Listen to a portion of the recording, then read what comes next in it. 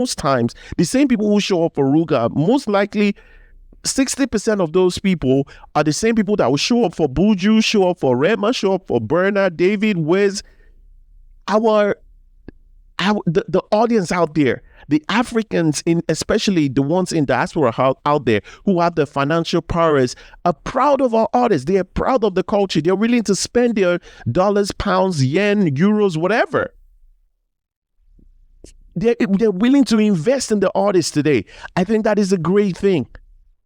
That is a big positive. For some of these artists, they have millions of followers on Instagram, millions of monthly listeners on social media, on DSPs, but they cannot show for it when it comes to people gathering for you as an artist. So if you're able to go on tour today, please go on tour. Don't give a damn about the awards. Those things mean nothing today, almost mean nothing today. If Bernard decides to win all the Grammys, bro, people, don't allow that be what motivates you. Go out there, do the best, give the best music you can give. Get your audience. You people, the foreign labels are investing and all of that right now. Go on tour. If you're able to go, if you're able to get 2,000 people in 10 cities, that's what? 20,000 people show up for you. Not so many artists can mention that. I think the future is great for Afrobeat. And then imagine this. Imagine that we get to a world where it even gets better, that African countries are beginning to have more financial, power and authority, like they're able to spend and buy and actually go to shows. Imagine the security in African countries are better, where these artists can do like a 20 cities tour around Africa and make so much money and so much buzz before they even get to Europe, America, South America, Asia, and the rest of the world, or even go to the Middle East. What the future is bright. It's not all doom and gloom for Afrobeats. Afrobeats has a bright future. Afrobeat has a bright present. Right now, it's bright. I think it's bright for Afrobeats. For the people who can, for most of the mainstream artists out there, I think the future is bright. And I know it's expensive, and I'm not saying it's easy to get out there, right? But I'm just speaking generally that the future is bright for the genre. It's not all doom and gloom. I know we have, a lot of negative things, and some of the artists behave. There's a foolery in the artists, from Omale to recently Boy Spice to even Rema himself, going on some interview and saying all sorts of what I think is backed by ignorance. And some of the things he was saying, it's just tiring at this point. But generally around the industry, I think the future is bright. I'm happy for where we are today as an industry. A lot of people know who we are.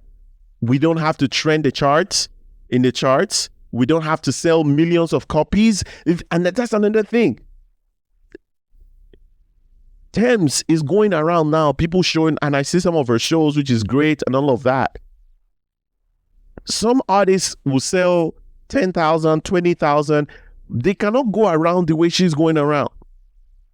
Like we say she's going on tour now, the people that are showing up for her. Ruga, this last album, did not sell 20,000 or 50,000 copies of his album. But this guy going on tour around Europe, the world. Omale was trending sometime last year, or was it early this year, for one lady that was dancing on him while the boyfriend was right there in the crowd. So I'm so happy for where we are today, and I'm so even more excited for what the future holds for this genre. We're just starting. The world thinks they know, they get it yet, but we're gonna be bigger. We're gonna be bigger. There's a large population of people out there, Nigerians across the world and Africans as well, who are investing. The Afro Nation and all of that don't exist without the Africans in diaspora. Those are like 80, 90%, 95, 98%, I would say, of the people who are investing in those festivals. Those festivals are not succeeding without the Nigerians and Africans in diaspora spending money and investing in those companies who are holding those festivals. So I'm excited for where the future is today for Afrobeats. I'm excited for where we are. I'm really, really, really, really, I feel excited. I feel really good. All right. I feel really good. Good luck to everyone out there, every artist, especially Nigerian artists, African artists who are trying to expand, who are trying to get bigger. Good luck. I wish you all the very best. It's not easy. It's hard. Right? But you got to be clear with your goals, and you got to also be clear with who is the backbone of this this genre of our music. You have to know who you should be pandering to. Naming your music Afrobeats of Oxlade of Africa doesn't tell me that you understand who your core followers and audience is. Because if you're speaking to us, saying Afrobeats saying Oxlade of Africa just sounds anticlimax and so ridiculous. You all need to understand and who the backbone, who your core audience is, and those are the people you should be pandering to.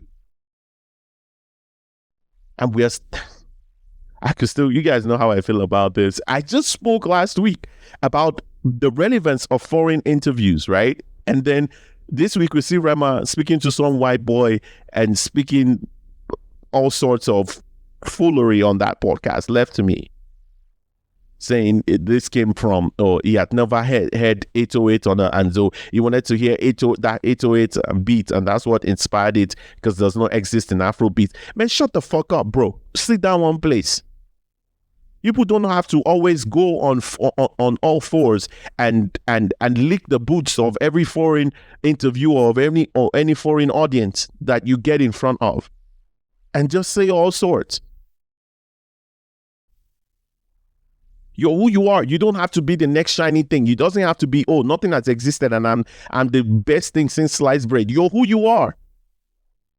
Why are we still on that till today? How long are you going to be able to keep that up?